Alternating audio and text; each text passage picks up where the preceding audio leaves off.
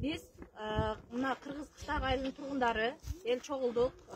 Кыргыз-Кыштактын мына күнчыгыш жагында турабыз биз. Биягыбыз чегара, биягыбыз Өзбекстан уже, биягыбыз айыл.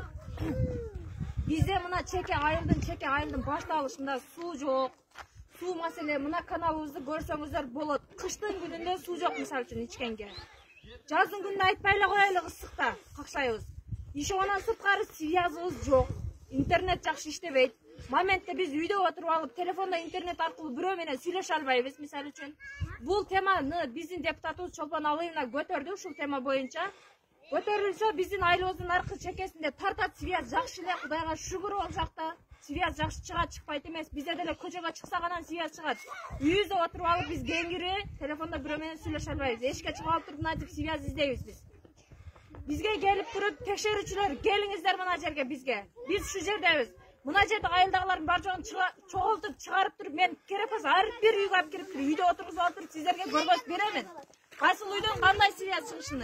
Келип көрүңүздөр, ушу таптагы азыр сууну караңыздар, каналды көргөзөм. Каналдагы сууну караңыздар, кыштын күнүндө суу жок бизде мисалы үчүн. Чегарада жашайбыз, биягыбыз чегара, биягыбыз Кыргызстан. Келиңиздер, келип биздин айылдан реалдуу кабар алып кетиңиздер. Келип туруп айылдын акырына чейин чыгып айланыңыздар. Bir başın gelip durup, связь чыккан жерден кайтып кетип калбастан.